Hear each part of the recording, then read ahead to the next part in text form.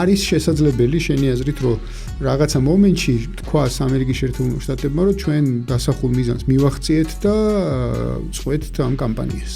ისევე გადავდივართ ისრაელის ინტერესებზე, რამდენად იქნება დღევანდელი ისრაელის ხელისუფლებისთვის მისაღები რაღაც შუაგზაში გაჩერება და ამ ირანული ხელისუფლების შენარჩუნება. თუმცა აქ არა მარტო ისრაელის ინტერესი შემოდის, ასევე ირანული მხარის ინტერესიც შემოდის, რამდენად უღირს ასევე მას ამ კონფლიქტის გადაუწყვეტება დასრულება, იმიტომ რომ შემდგომ გარდაუვალე, შემდეგი ომი კიდე გარდაუვალი იქნება. შეიძლება ხვალდაზე არა, მაგრამ ცხადია, მაგრამ მეოთავის მხრივ რა პოტენციალი აქვს ირანს აიძულოს ამერიკა და ისრაელი საკუთარ პირობებზე დათანხმდეს. ესეც აკითხავი.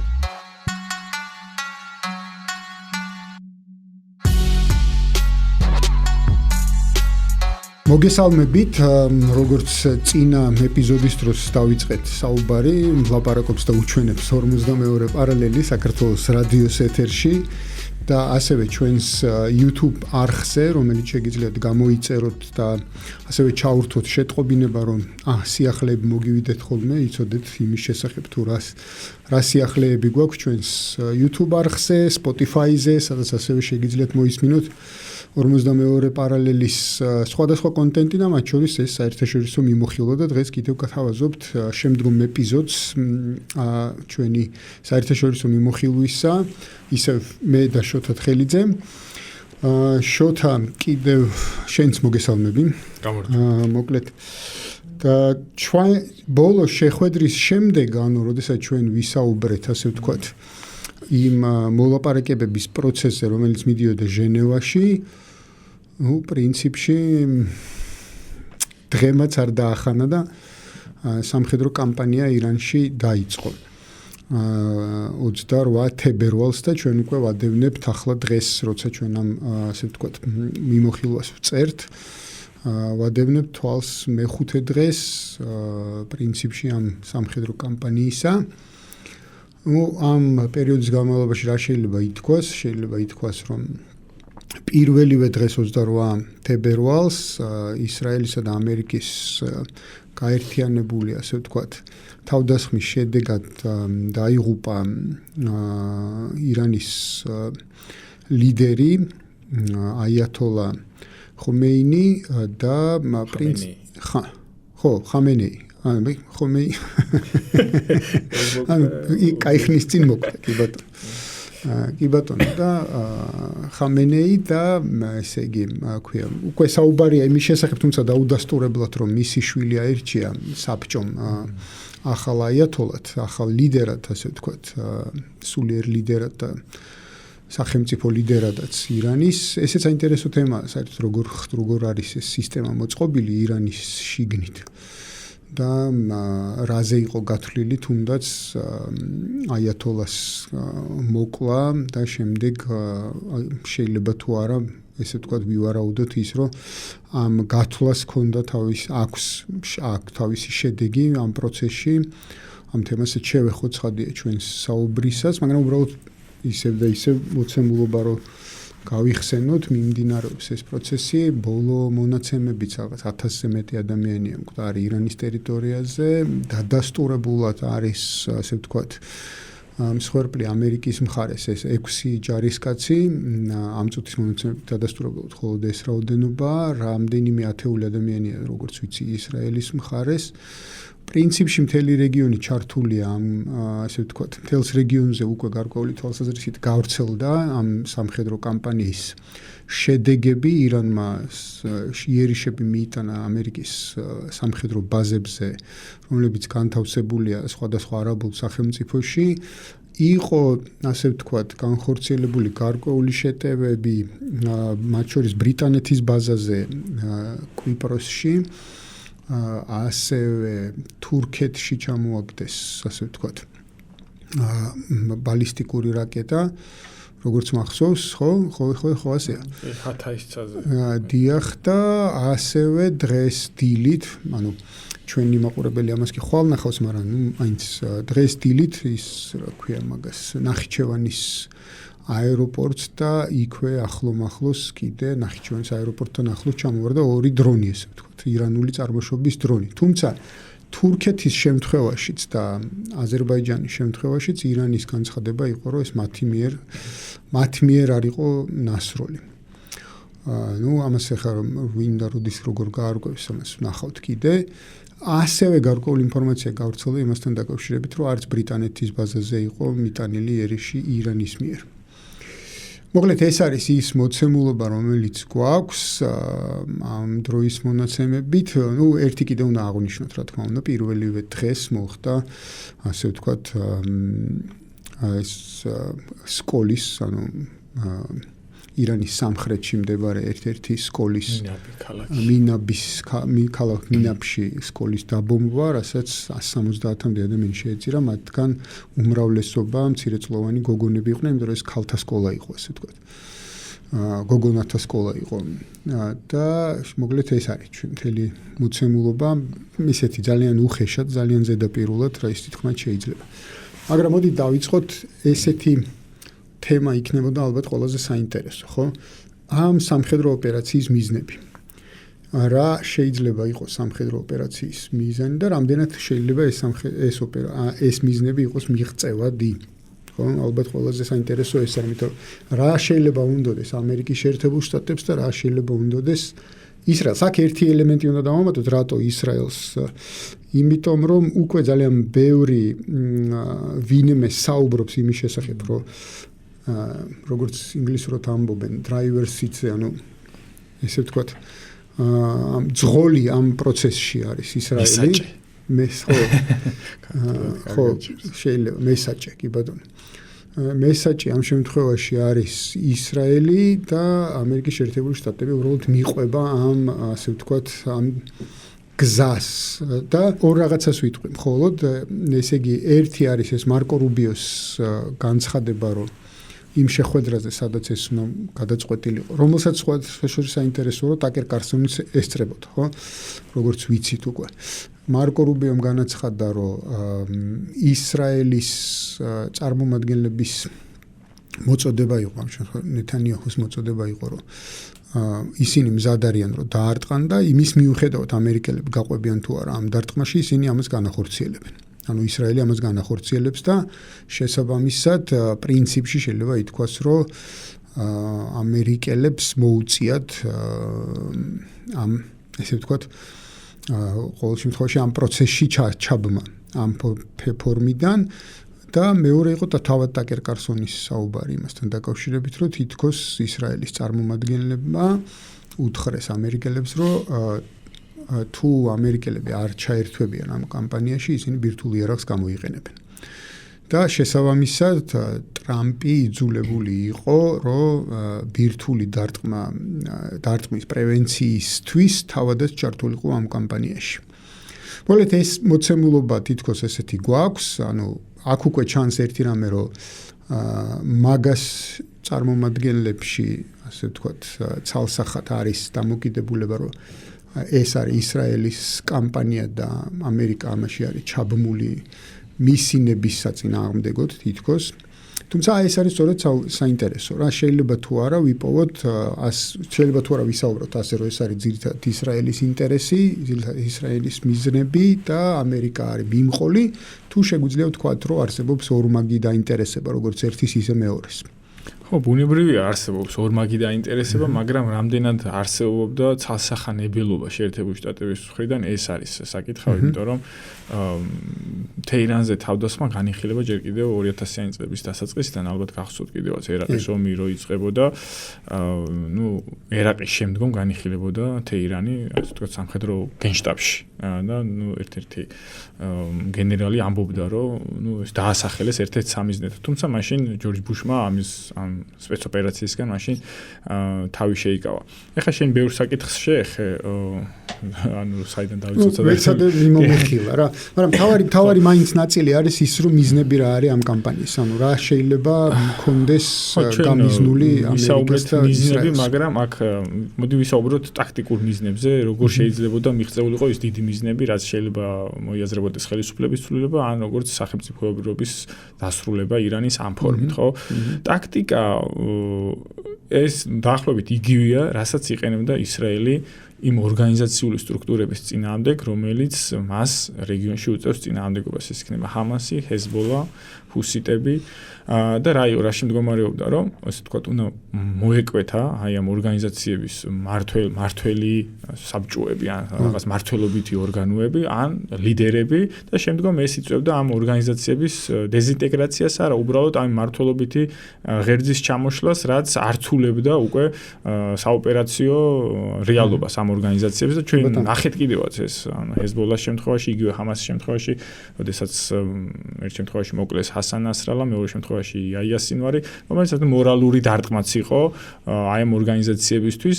ნუ მსგავსი სცადეს ჰუსიტების წინააღმდეგაც, მე მგონი შარშან იყო რამდენიმე თვის წინ, როდესაც მოკლეს ერთ-ერთი ლიდერი ჰუსიტების სამხედრო წარმომადგენელი და ნუ აი ამ შაბლონის გადატანა სურდა ირანზე, რომ შეიძლება იგივე აი ამ შაბლონს გამოიწვია იგივე შედეგები, რაც გამოიწვია ამ ორგანიზაციების თავს.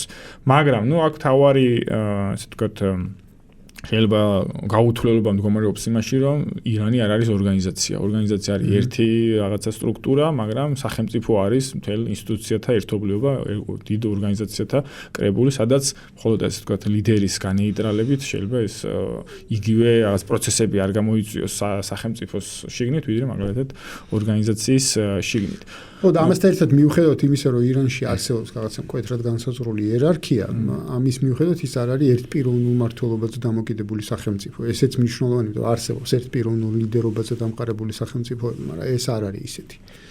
ხო, ნუ ეგ არის ერთ-ერთი წამყვანი ინსტიტუცია აიათოლების საბჭო, რომელიც ირჩევს აიათოლებს. მსგავსი პრეცედენტი მხოლოდ ერთი იყო ჯერ ირანში, როდესაც რუჰოლა ხომეინი გარდაიცვალა და მაშინ აირჩიეს ეს ალი ხამენეი და ესეც ამბობდნენ, რომ ის დარბაზი ყუმში, სადაც ეს პროცესი უნდა შედგეს, ის დარბაზი რაღაც პრაქტიკულად მიტოვებული იყო 37 წელიწადი, ის დარბაზი არ გამოუყენებიათ. რაზეც შემდგომ შეერთებულმა შტატებმა იერიში მიიტანა, მე მგონი გუშინდელი დღე იყო. ხო, თეორია დღის იყო ყოველ შემთხვევაში. და მიუხედავად ამისა, ამჯერადაც არ შეივსო ის დარბაზი, იმიტომ რომ თქვეს, რომ ეს არჩევნების ჩატარდა უსაფრთხოების ნორმებიდან გამომდინარე დისტანციური. ხო, ჩვენ ისიც არ ვიცით ჩატარდა თუ არა. ხო, ყოველ შემთხვევაში რაც განცხადება იყო, იქიდან გამომდინარე ვამბობ, ხო. და ამ აიათოლების საბჭოს შემდგომ ექვემდებარება ის ძალოვანი სტრუქტურები, ცალკე სახელმწიფო ინსტიტუციებისგან დამოუკიდებლად იქნება ის ირანის რევოლუციურ გუშაქთა კორპუსი თუ ბასიჯების დანაყოფები, რომელიც ანუ პირდაპირ ექვემდებარება აიათოლების საბჭოს და შემდგომ არჩეულ აიათოლას. ამის პარალელურად არსებობს რესპუბლიკური ინსტიტუციები, ეს არის ჩვეულებრივად პარლამენტი, ეს არის მთავრობა, ეს არის პრეზიდენტი, ეს არის პრემიერ-მინისტრი, ეს არის მთელი ასე ვთქვათ სტრუქტურები, პოლიცია და ჯარი, რომელიც ანუ შეიძლება ვთქვათ, რომ ორი პარალელური სახელმწიფო ინსტიტუციური განზომილება აქვს ირანს, რომელიც შეიძლება ვთქვათ, რომ უნიკალური. ანუ იშვიათად რომ ასეთ მსგავსი ტიპის პოლიტიკური სისტემა შეხვდეთ სოფლიო მასშტაბით, რაც აი ამ სცენარს, რაც ტაქტიკას, რაც ქონდა ისრაელს აი ამ ორგანიზაციული სტრუქტურების წინ მიმართ, აი ამ სცენარის იმავე ლოგიკით განვითარებას პრაქტიკულად გამორიცხავდა. თუმცა მათ როგორ ვთქვათ, სცადეს ყოველ შემთხვევაში, მაგრამ როგორც ჩანს ის რაზეც იყო გათვლილი, მიიღეს ასე ვთქვათ საპირისპირო შედეგი, გულისხმობ იმას, რომ რაღაცა, ნუ იგივე ეს ალი ხამენეი გარდაიქცა შიიზმის ერთ-ერთ რაღაცა მოწინავე წამებულად, რომელიც შეიძლება გასტანოს აწლეულები, აი ამ როგორ გითხრათ, ამ ფაქტის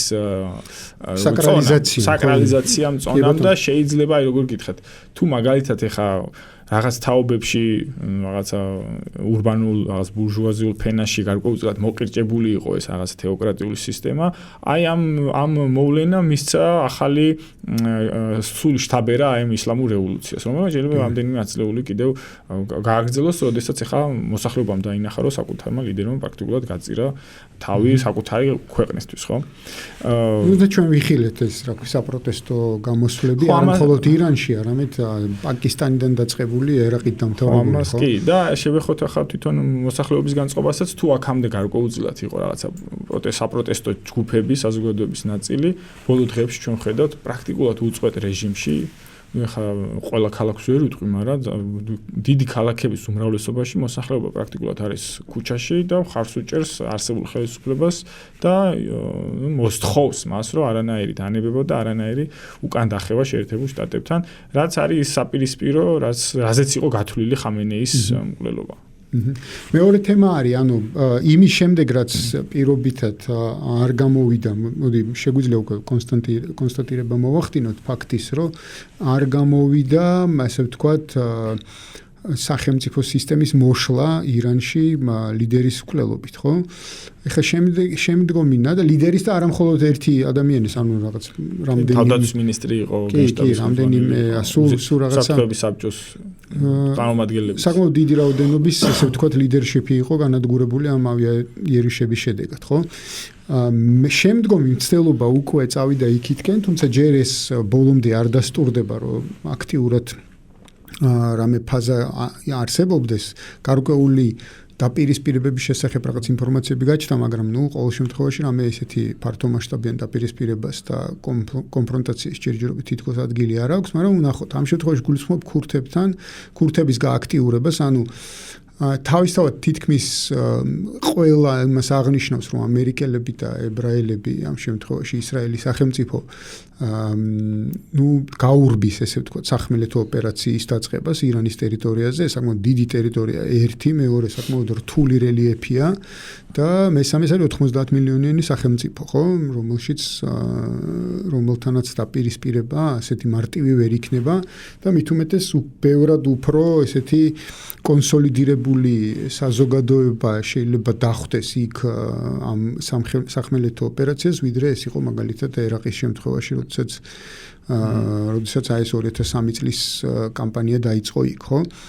მაგრამ ესე ვთქვათ, ქურთების ამოქმედება არის, ვთქვათ, ერთ-ერთი ინსტრუმენტი, რომელსაც შეიძლება ფლობდეს ამერიკის შეერთებული შტატები და ისრაელი ირანის წინააღმდეგ სახმელეთო თვალსაზრისით. ანუ ხმელეთზე რითი შეუძლია, რომ ზემოქმედება მოახდინოს, თითქოს არის ეს სეპარატისტული განწყობები, მათ შორის ირანის ქურთისტანში. მან არის რამდენიმე გამოწვევა ერთდროულად შეერთებული შტატებისთვის. ჩვენ არ უნდა დაგვაუწყდეს ის, რომ ქურთულ ფეშმარგასთან, ერაყის ქურთულ ფეშმარგასთან ერთად იბრძოდა ირანის რევოლუციური გუშაქთა კორპუსი დაეშის წინააღმდეგ. მათ ერთად მოახდინეს მოსულის გათავისუფლება. ანუ რაღაცა ესეთი ისტორიული წინააღმდეგობა დაპირისპირება ამ ორ ხალხს შორის არ არსებობს. არის გაყოფილი, რა თქმა უნდა, საზღვრით ეს ქურთული მოსახლეობა, თუმცა რაღაც ისტორიული წინააღმდეგობა არ არსებობს. არსებობს რაღაცა სეპარატისტული დაჯგუფება PJK ისტორიულად, თუმცა ის რაღაც თავშესაფარი აქვს, თუ არ ვცდები, აი ქურთისტანის სულეიმანიას რეგიონში. ხო, ანუ ეს გავრცელდა ინფორმაცია. ამასთან ერთად უნდა გავიხსენოთ ის, რომ არაერთი დაპირება ყოფილა, მაგალითად ქურთების მიმართ, რომ მათი სახელმწიფოს ჩამოყალიბებასთან დაკავშირებით და არც ერთი ეს დაპირება არ აღსრულებულა არასდროს, ხო? მათ შორის ბოლო შეგვიძლია გავიხსენოთ სირიის ქურთისტანში, სადაც თითქოს აი ამ ასადის წასვლის შემდეგ გაჩნდა რაღაცა გარკვეული მოლოდინები იმისა, რომ ქურთებს შეიძლება რამე ასე ვთქვათ რაღაც ხელშესახები ქონოდათ, მაგრამ ამერიკის შეერთებულმა შტატებმა თვალი დახუჭა იმ სირიის ახალი ხელისუფლების მოქმედებებზე იქ, ხო? ხო, ეს უკანასკნელი გამოცდილებაც არ არის ის კარგი არგუმენტი შეერთებული შტატებისთვის, რომ დამაჯერებელი იყოს ქურთებისთვის და გამოვიდა კიდევაც მასუდ ბარზანი მთავარი ხა ლიდერი, ის ოფიციალური პირი აღარ არის, მაგრამ მაინც ფორმალური ლიდერად ითვლება ერაყის ქურთისტანის, რომ ჩვენ არ ვაპირებთ ამ კონფლიქტში ჩართვას. აქ მეორე საკითხია, რომ ეხა ეს კი არის ასე ვთქვათ, ნახევრად ფედერაციული ერთეული ერაყის ქურთისტანი, მაგრამ არსებობს ცენტრალური მთავრობა ერაყში, ბაღდადში, რომელიც ხელმძღვანელობა საკმაოდ დაახლოებულია ირანთან და ჯერ კიდევ მოქმედი პრემიერ-მინისტრი ალ-სუდანი გამოვიდა და თქვა, რომ ირანი არ დაუშვებს, რომ ერაყის ტერიტორიიდან გახორციელდეს რაიმე სახმელეთო თავდასხმა ირანზე. გავრცელდა ეს ინფორმაცია, რომ ტრამპი პირდაპირ კომუნიკაციაზე ბარზანების ოჯახთან და მათ თხოვს, რომ აირჩიო მხარე ამ კონფლიქტში, წინააღმდეგ შემთხვევაში მათზეც შეიძლება გახორციელდეს გარკვეული ტიპის რეპრესიები. ანუ ქურთები ამ შემთხვევაში საკმაოდ რთულ პოზიციაში არიან, ეხლა ადამიანებს რაღაცა მათ ინტერესში არ შედის დაპირისპირება ირანელებთან, არც არასდროს ნდომებიათ.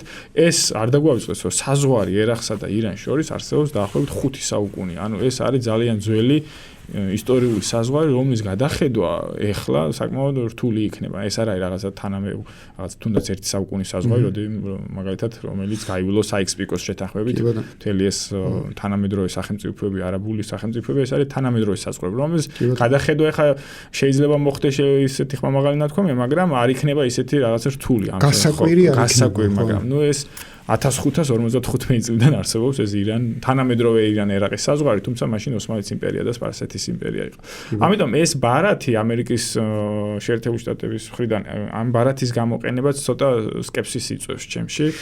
რამდენად შეიძლება თურქებისთვისაც იყოს ეს პრობლემური საკითხი? ხო, რა თქმა უნდა, ეს სცენარი არც თურქებს აწყობთ, ხო, რაღაცა ქურთების გარკვეულწილად სეპარატისტული რეგიონის გაჩენა მის საზღვარზე. ხო, ის რეგიონები, რომელიც ქურთული რეგიონები, რომელიც არის ირანში, ესაზღვრება როგორც ერაყს, ასევე თურქეთსაც. ძირითადად ეს ქალაქ ურმიას დასავლეთ ნაწილი. ამიტომ ეს სცენარი არც თურქების ინტერესში შედის, ხო.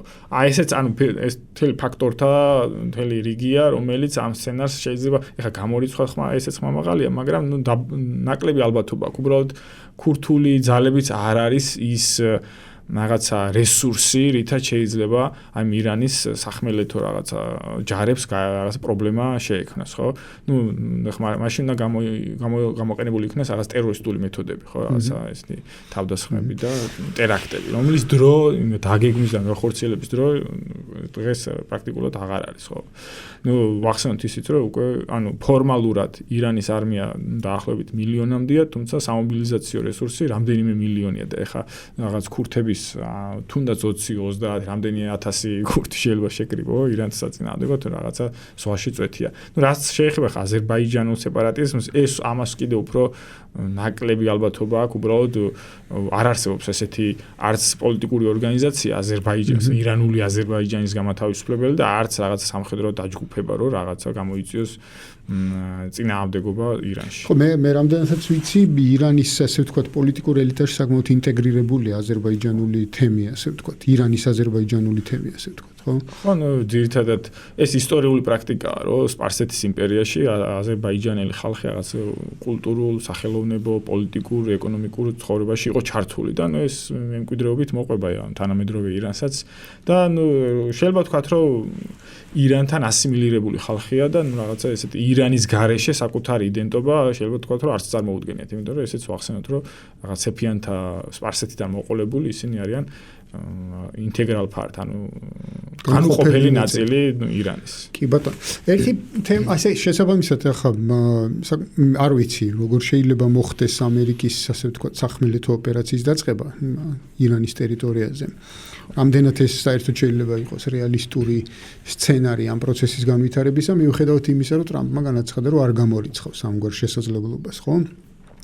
მაგრამ რადგან ბევრს საუბრობენ ეს დღეები არის ის თემა, რომ როგორც ერთი, ისე მეორე მხარე თითქოს ელოდება მოწინააღმდეგეს, როდის გაუჩნდება, ასე ვთქვათ, საჰაერო იერიშების განხორციელების პოტენციალში პრობლემა, ანუ როდის შემცირდება რაკეტების რაოდენობა და ასე შემდეგ, ხო? ანუ ბევრს საუბრობენ იმას, რომ ასე ვთქვათ, ამ შემთხვევაში ამერიკისთვის და ისრაელისთვის ამხელა ტერიტორიაზე, რასაც მთელი ახლო აღმოსავლეთი ჰქვია, გადაჭერა თავდასხმებისთან, რომელიც ხორციელდება საკმაოდ იაფფასიანი დრონების საშუალებით და მათი გადაჭერა კი აუცილებლობას აჩენს თითქოს მრავალმილიონიანი რაკეტების გაშვებას იმ თავდაცვითი საჰაერო თავდაცვითი სისტემების გამოყენებითან და თუნდაც რაც კიდევ უფრო ძვირია თვითმფრინავების, ასე ვთქვათ, მოიერიშეების აფრენით და ასე შემდეგ. მოკლედ, თითქოს აქ მიდის ახლა ამაზე საუბარი, მე არ ვიცი რამდენად ეს შეიძლება რეალობას ასახავდეს, ანუ რამდენად შეიძლება მოველოდეთ, რომ ამერიკელებს და ებრაელებს გაუთავდებათ რაკეტები და შეწყვეტენ ამ კონფლიქტს, ხო? არ ვიცი ეს რამდენად სერიოზული მსჯელობაა შენი აზრით. ჩემი თავდასხმითი რაკეტების ამოწურვა ნაკლებად სავარაუდო ეს იყო თავდაცვითი სარაკეტო სისტემების რაკეტების დეფიციტია ამ შემთხვევაში, იმიტომ რომ შეერთებული შტატების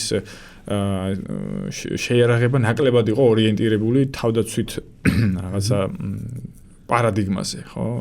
შეერთებული შტატები აწარმოებს ყოველთვის პრაქტიკულად თავდასხმით ბრძოლებს, ამიტომ ის აკეთებდა მსგავს სისტემებს მხოლოდ გასაყიდად, ხო? და ამიტომაც არ იყო ისეთი ეფექტურობა არ გააჩნდა, როგორიც მაგალითად აქვს ან რუსებს ან ჩინელებს, ხო? ხო, რეგიონში მათი განთავსების, ასე ვთქვათ, ეს რაოდენობრივადაც ხო არ არის ისეთი, რომ რაღაცა ეს ამხელა ტერიტორია მოიცავს. ეხლა სახმელეთო ოპერაციას ჭირდება უზარმაზარი ადამიანური რესურსი, ერაყის პირველი ომის დროს მაშინ კოალიციამ პრაქტიკულად 800,000 დაახლოებით მილიონამდე ჯარისკაცი შეკრიბა, რომელიც იყო ანუ კლასიკური გაგებით ომი მაშინაც არ ყოფილა. აი პირველ სპარსეთის ყურის პირველ ომს გულისხმობ 91 წელს ხო და ეხლა დღეს შეერთებულ შტატებს როგორც თვითონ ამბობენ 50,000 ჯარისკაცი ყავს რეგიონში, ესეც უმეტესად ეს არის საზღვაო ფლოტზე არსებული ქვეითები, რომელთაც როგორც თქვით აი ერაყის ომის შემდგომ სახმელეთო ომი არ უწარმოებია, რაღაც გარკვეულწილად ეს უნარები შეიძლება იყოს კიდევ დაქვეითებული. ეს უფრო ჩემი აზრით არის პოლიტიკური წნეხის განხორციელების მეთოდი, რაღაცა ზეწოლის მეთოდი, დაშინების მეთოდი ამ შემთხვევაში ირანზე, ვიდრე მაგალითად რეალური სცენარები, ხო? გუშინაც ვახსენე და აი უბრალოდ რაღაცა გეოგრაფიული მონაცემებიც რო ვთქვა, ხო, ირანი არის 1,600,000 კვადრატული კილომეტრი, დაახლოებით 600,000 არის უკრაინა. ანუ გადავთვალოთ 2.5-ჯერ, 3-ჯერ დიდია ირანი და როგორც ახსენე, მისი რელიეფი და ასე ვთქვათ, გეოგრაფია საკმაოდ რთულია სახმელეთო ოპერაციების საწარმოებლად და ეხლა ვთქვათ ისიც, რომ რაღაცა ირანული არმია მზად არის ამისთვის, რაღაცა გარკვეულწილად აი ამფიბიურ გადასხმებს უპასუხოს. ამიტომ ესეთი დრამატიზება ამ ომის ჩემი აზრით არ მოხდება. დღეს ჩვენ ვართ ხო, ანუ ეს გარკვეულწილად სარაკეტო სისტემების გამოფიტვის თავდაცვითი სარაკეტო სისტემების გამოფიტვის რაღაცა შეჯიბრში. აქ ეხლა ერთი მომენტია, რომ ირანის პოტენციალი თავი დაიცვას. ბევრად უფრო სუსტია, ვიდრე მისი პოტენციალი თავს დაესხას გარკვეულ, ანუ ვიდრე ვთქვათ, აი მიაყენოს ზიანი, ხო? ანუ ბევრად სუსტია და შესაბამისად ძალიან მალე შეიძლება მისი ცა იყოს აბსოლუტურად დაუცველი, ხო? ანუ ეს ამის მოლოდინიც არსებობს, ხო? კი, რეალურად ეს პროცესი უკვე მიდის, რომ ირანის ცა პრაქტიკულად ხდება დაუცველი. ანუ ის თლიანად გათვლას აკეთებს აი ამ ბალისტიკური რაკეტების თავდასხმაზე. ის გათვლას აკეთებს წერტილოვან რაღაც სტრატეგიულ დარტყმებზე, რომელიც არის მნიშვნელოვანი მოწინააღმდეგისთვის. ხოლო შეერთებული შტატები პირიქით ის უბრალოდ რაღაცა განურჩევლად ბომბავს ქალაქებს, გარდა სამხედრო პუნქტებისა, ქალაქ თეირანის რაღაცა მოსახლეობის სამოქალაქო მოსახლეობაც დაიბომბა და რამდენიმე კლინიკები, რომ მაქსიმალური ზიანი და რაღაც მორალური დარტყმა მიაყენოს ამ თვითონ ხელისუფლებასაც და საზოგადოებასაც. რაღაცა ცოტა ხო როგორ არის თვითონ სამხედრო საქმეშიც ცოტა რთული გამოსაცნობია, როგორ შეიძლება გამვითარდეს ესეთ მომენტში პროცესები. არ დაგვაუწყდეს ისიც, რომ მთლიანად ეს სარაკეტო არსენალი ირანს აქვს მიწისქვეშა ქალაქებში, რომელთა არსებობა თუ სად არიან ისინი, შეიძლება ვთქვათ, რომ ისრაელს არ აქვს ამის შესახებ ინფორმაცია, რომც კონდეს მათი განადგურება პრაქტიკულად შეუძლებელია, იმიტომ რომ საკმაოდ სიღრმეში არის ეს არსენალი და პლუს ისიც, რომ აი მისი რაკეტების საწარმოებელი ქარხნებიც არის მიწის ქვეშ. ანუ ეს აძლევს ირანს, რომ საშუალებას რომ ანაწარმოოს ხანგრძლივადიანი ომი. თუნდაც ის პროცესი, ასეთ ამბობენ, რომ პირველი 2 დღე საკმაოდ დიდი რაოდენობით იყო გაშვებული როგორც რაკეტები, ასევე დრონები და თანდათანობით მცირდება, დაახლოებით 25%-ს უშვებს დღიურად, რასაც უშვებდა პირველ 2 დღეში ირანი. ესეც მიანიშნებს იმას, რომ ხანგრძლივადიან ომში გადავედით ჩვენ, რომ ორივე მხარე გარკვეულწილად იზოგავს აი ამ არსენალს, რესურსს. იმიტომ რომ ეხა ირანისთვის ცნობილი იყო წლებია უკვე, რომ ეს რაღაცა გენერალური დაპირისპირება შეერთებულ შტატებთან ექნებოდა, გასული წლის 12 დღიანმა ომმა ის აჩვენა და ის ემზადებოდა ამ ხანგრძლივადიანი ომისთვის და ეხლა პირველ 60 დღეში არ გადმოალაგებდა ყველაფერს და რაღაც არ დარჩებოდა. თუმცა არის ეს გენერალური დაპირისპირება, ანუ რას გულისხმობ, ნახე, რომ ახლაც გაჩნდა გარკვეული, ასე ვთქვათ, მოსაზრებები, რომ იქიდან გამომდინარე, რადგან პრინციპში აი ეს მიზანი ხელისუფლების ჩამოშლა და აბსოლუტური ქაოსის შექმნა ირანის ტერიტორიაზე თითქოს არარეალისტურად ჩანს. ნახოთ კიდე დრო აჩვენებს მაგას, რამდენად ეს ყველაფერი რეალისტური არ არის რეალისტური. და მეორეს მხრივ ჩდება, ვთქვათ, ტრამპის გარკვეული განცხადებები, რომელიც რაღაც დაახლოებით ესეთი შინაარსის არის ხოლმე, რომ ჩვენ ისეთი ზიანი მივაყენეთ, რომელსაც წლები დასჭირდება, რომ აღადგინონ, ისინი ვერასდროს ვერ გააკეთებენ, ანუ გამეორება მაგალითად წინა 12 დღიანი დაპირისპირებისა, რომ ისინი ვერასდროს ვერ შეძლებენ ბირთვული პროგრამის აღდგენას და რაღაც ასეთი ტიპის განცხადებები, რომელიც თითქოს შესაძლოა იყოს შემზადება იმისა, რომ რაღაც უცებ ერთ მომენტში განაცხადოს, რომ მიზნები მიღწეული. მათ შორის გამოჩნდა დოკუმენტი, რომელშიც ხელისუფლების ცვლილების საკითხი მიზნად აღარ არის მოხსენიებული. და აი ეს თქვათ ბალისტიკური სარაკეტო პროგრამის შეჩერება, ბირთვული პროგრამის შეჩერება და მსგავსი თემები, ანუ მისი საბრძოლო პოტენციალის განეიტრალებაა ჩამოთვლილი როგორც მთავარი მიზანი. ანუ არის შესაძლებელი შენი აზრით, რომ რაღაცა მომენტში თქვას ამერიკის შეერთებულმა შტატებმა, რომ ჩვენ დასახულ მიზანს მივახციეთ და წყვეთ ამ კამპანიას. პირველი შევეხები ანუ როგორც ეს წინა შემთხვევაში იყო იგივე სცენარი თუ შეიძლება რომ განვითარდეს ეხლა და რა განსხვავება იმასა და ამას შორის რა. ხო, ნუ შეიძლება ეს იყოს ამერიკული სცენარი, მაგრამ ეს უნდა ისევე გადავდივართ ისრაელის ინტერესებზე. რამდენად იქნება დღევანდელი ისრაელის ხელისუფლებისთვის მისაღები რაღაც შუაგზაში გაჩერება და ამ ირანული ხელისუფლების შენარჩუნება. თუმცა თუ რაღაცა რესურსულად შეუძლებელი იქნება გაგრძელება ამ კონფლიქტის და რაღაცა უკვე ესკალაცია იმ დონეს აღწევს, რომ რაღაცა პრაქტიკულად მივდივართ ორი მხარის სრულ განადგურებისკენ შეიძლება რაღაცა მე არ გულისხმობ მანდა მაინც რაღაც ბირთვული არაღის გამოყენებას, არსებობს რამდენიმე ბირთვული რეაქტორი ირანში, ყველაზე ცნობილი ეს ბუშერი, არსებობს დიმონას რეაქტორი, შეიძლება ესენი რომელზეც უკვე განაცხადა ირანმა რომ მიიტას შიერის რაღაცა ხო ეს რაღაცა შეიძლება ითქვას რომ რაღაცა კატასტროფა იქნება, მოდი ასე ვთქვათ, მაინც გავყვებით ამ სცენარებს. ხო, ანუ ეს კითხვა არის მთავარი, ხო. თვითონ ეხა რაც შეეხება ამ ტრამპის განცხადებებს, ეს გარდაუვალი იყო პრაქტიკულად ირანს განწირული ყავდა საკუთარი თავდაცვითი სისტემები, განწირული ყავდა საკუთარი ფლოტი. იმიტომ რომ აი ამ საკუთარი ავიაცია შეიძლება ითქვას, იმიტომ რომ აი ამ ზედაპირზე რაც არის ეგ არის. ხო, ანუ ირანი არის სახმელეთო ძალა, შეერთებული შტატები არის საზღვაო საჰაერო ძალა, ის თავის უპირატესობას ავლენს სახმელეთო ძალის და ეს ავლენს საკუთარ საზღვაო საჰაერო უპირატესობას და ეს თავიდანვე ომის დაწყებამდე შეიძლება გვევარაუდა რომ რაღაც ფლოტი განადგურდებოდა. მაგრამ ეხა იგივე შედარებები რო გავაკეთოთ ხო უკრაინასთან 4 წელია იბომბება რაღაცა ენრაოდენობით ყოველდღიურად რაღაცა ასეულობით დრონი და რაკეტა და ამ შემდეგ და როგორც ვახსენე ირანი არის სამჯერ დიდი ხო ირანზე და რთული იქნება ჩემი აზრით რთული იქნება რაღაცა აი ამ თუნდაც საჰაერო დაბომბებით რაღაცა მიზნის მიღწევა ხო.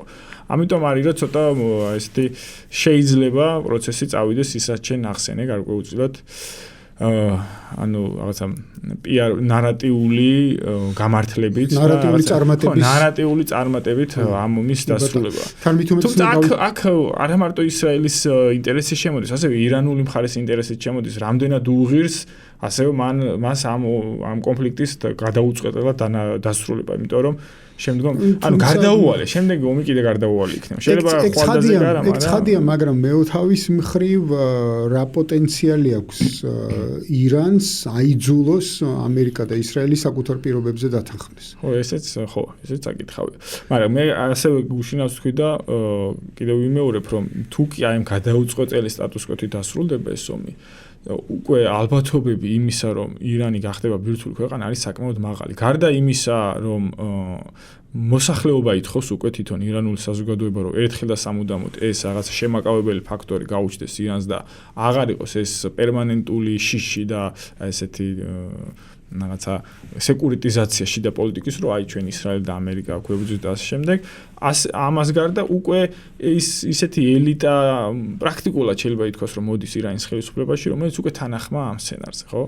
და არგუმენტიც აღარ მაგალითად არის ეს არგუმენტიც, რომ მაგალითად არც რუსეთს და არც ჩინეთს არ უნდა ბირთვული ირანი, ზოგადად ბირთვული კლუბის გავრცელება, მაგრამ არგუმენტი მათაც აღარ ექნებათ, იმიტომ რომ ეხა უკვე მეორეჯერ ორი ბირთვული სახელმწიფომ გამოუცხადა ომი ქვეყანას, ხო?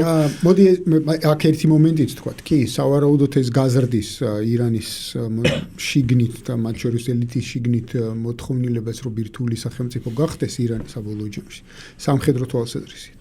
მაგრამ ამასთან ერთად უნდა ვახსენოთ, რომ ჩვენი ისტორია, ესე ვთქვათ, და დღე მიმდინარე პროცესები ცხადყოფს, რომ 100%-იანი გარანტია იმისა, რომ შენ იქნები აბსოლუტურად დაცული ბირთვულ სახელმწიფო სტატუსშიც არ არსებობს. ხო, ანუ პაკისტანის და ინდოეთის მაგალითი რო ავიღოთ, ხო, ხა კი ისინი არ შედიან ამ დაუსრულებელ კონფრონტაციაში, ანუ ისეთ კონფრონტაციაში, სადაც შეიძლება რომ ბირთვული არაღის გამოყენება გახდეს საჭირო, მაგრამ ჩვენ ხედავთ, რომ მათ შორის კონფლიქტი არსებობს. ანუ ყოველ შემთხვევაში რაღაც ეგზისტენციალური შემაკავებელი მაინც არის, ხო? ეს რაღაც მაინც სასაზღვრო პოლიტიკური კონფლიქტები უფრო ვიდრე რაღაცა რეალური. კი, ანუ რა თქმა უნდა არის, მაგრამ ეს არ ნიშნავს, რომ ერთმანეთთან რუსეთ-უკრაინის კონფლიქტიც იგივეა ხო? კი არის, მაგრამ ეხლა ამ შემთხვევაში უკრაინა არ არის ბირთვული სახელმწიფო და შესაბამისად უკრაინიდან რუსეთს არ უშუალოდ უკრაინიდან რუსეთს არ ემუქრება ისეთი ტიპის ეგზისტენციალური საფრთხე, რომელიც ბირთვული იარაღის გამოყენებამდე მიიყვანს ამ კონფლიქტს, მაგრამ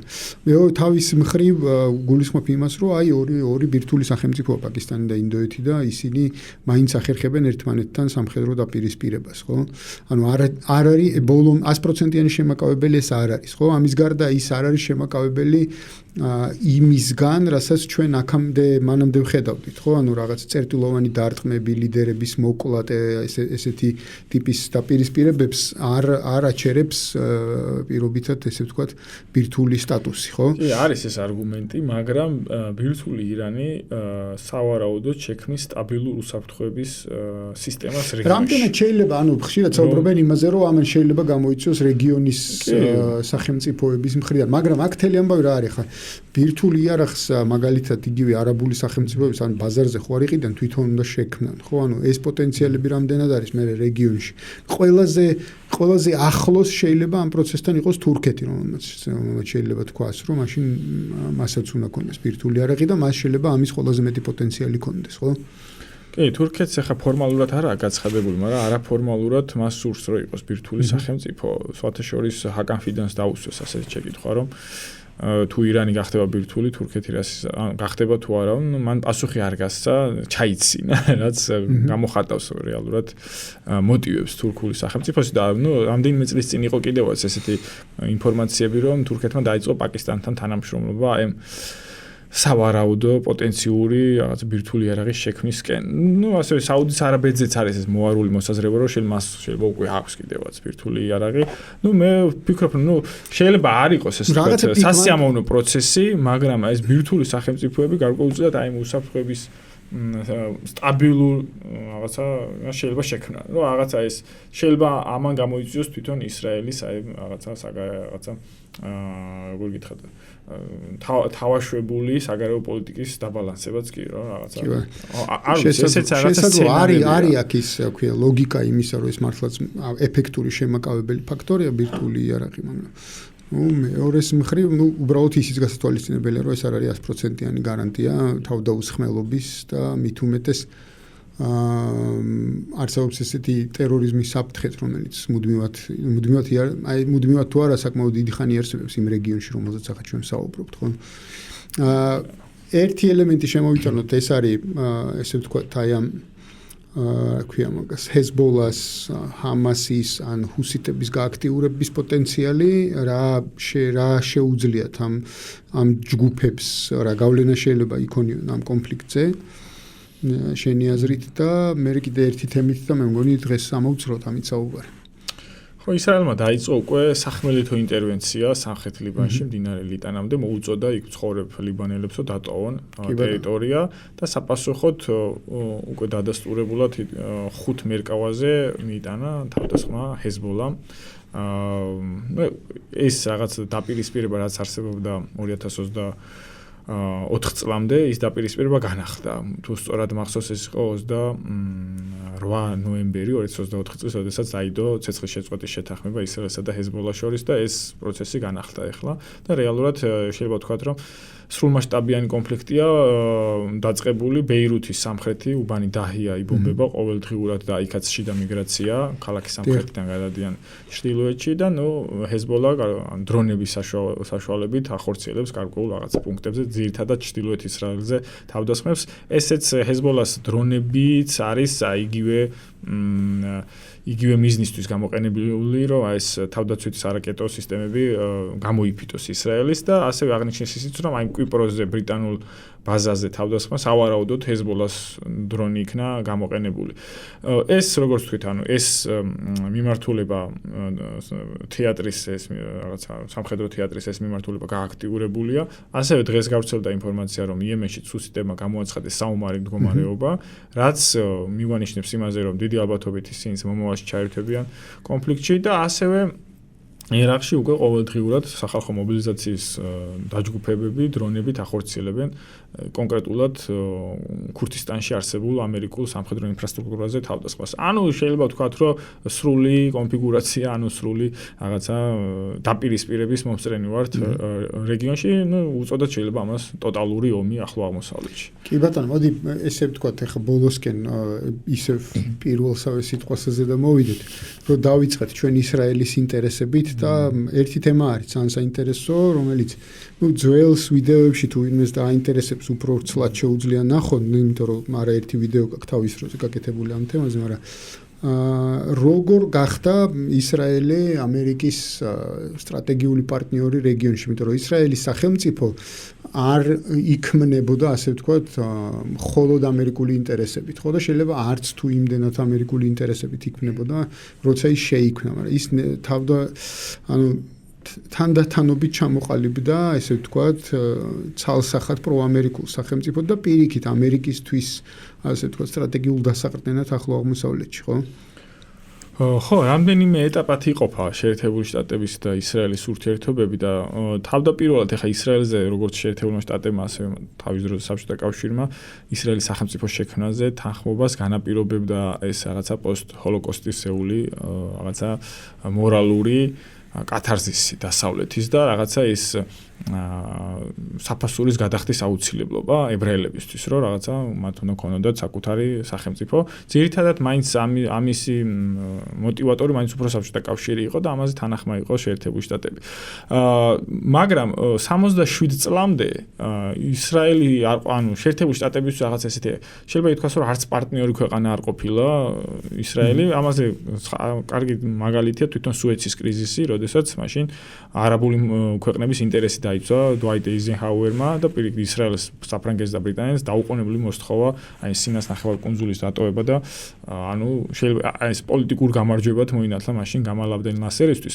მაგრამ აი ეს ტრანზიცია ურთიერთობებში იწყება 1967 წლიდან, 67 წლის 6 დღიანი ომიდან, როდესაც ჩვენ რა ვნახეთ, რომ არაბულმა ქვეყნებმა დაიწყეს საბჭოთა კავშირთან აფილაცია, გამომდინარე მათი იდეოლოგიიდან, პანარაბიზმი იყო ნახევრად სოციალისტური იდეოლოგია, ნაციონალ-სოციალისტური იდეოლოგია და მათ ამ იდეოლოგიიდან გამომდინარე დაიწყეს დაახლოება საბჭოთა კავშირთან, შეიარაღების ყიდვა, ინდუსტრიალიზაცია და ასე შემდეგ და როდესაც აი ამ რაღაცა მთელი არაბული ქვეყნების დაჯგუფების წინააღმდეგ ისრაელმა გაიმარჯვა აი ამ რაღაცა მათ შეიარაღებაზე, უკვე საინტერესო გახდა ისრაელთან მოკავშირეობა შეერთებული შტატებისთვის, გამომდინარე იქიდან რომ როგორც თავიდან დიდი ბრიტანეთისთვის სანამის იმპერია იყო, ასევე შეერთებული შტატებისთვის თავარი გამოწვევა იყო, რომ არ შექმნილიყო ერთიანი არაბული სახელმწიფო ახლო აღმოსავლეთში, იმიტომ რომ ეს იქნებოდა საკმაოდ წონადი გეოპოლიტიკური მოთამაშე, საკმაოდ ზომაში დიდი, მოსახლეობით დიდი, რესურსებით დიდი.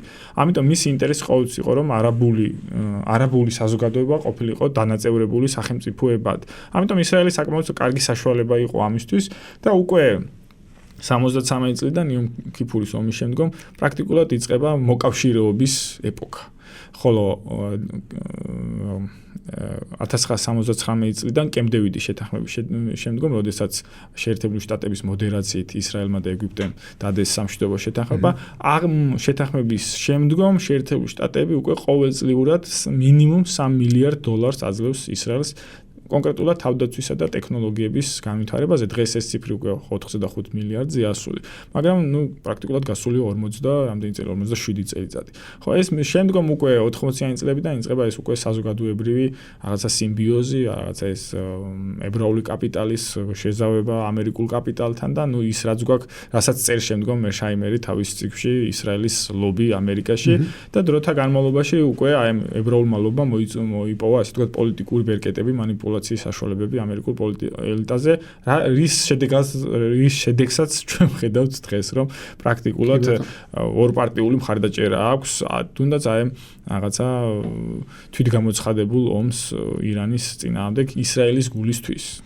კი ბატონო, მოკლედ პრინციპში გავედით ბოლოში დღევანდელ ეპიზოდში ჩვენი საერთაშორისო მიმოხილვის, უბრალოდ ერთი რამ სურვილის დონეზე შეგვიძლია ვთქვათ, რომ ცხადია არ ვიცი ეს როგორ შეიძლება მოხდეს, ანუ ჩვენ ერთი კვირის შემდეგ კიდე შევხვდებით ჩვენს მაყურებელს და მსმენელს, მაგრამ როგორ შეიძლება მოხდეს ამ ერთ კვირაში რომ ეს ყველაფერი დაალაგდეს და დამშვიდდეს, არ ვიცი, მაგრამ შეგვიძლია ვისურვოთ მაინც, ხო?